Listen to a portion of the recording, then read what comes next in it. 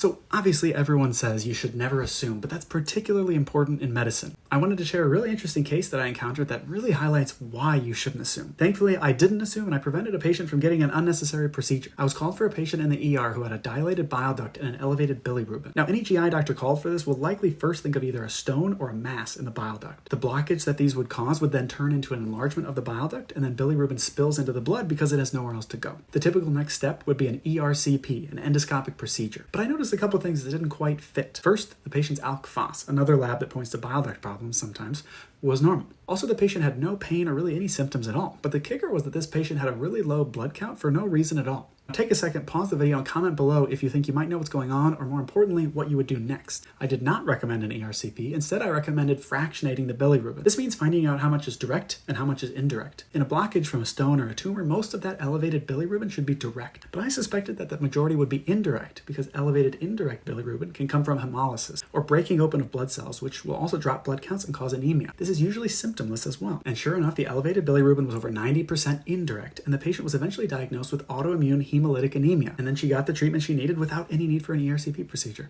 Medicine's tricky sometimes, and you can never assume.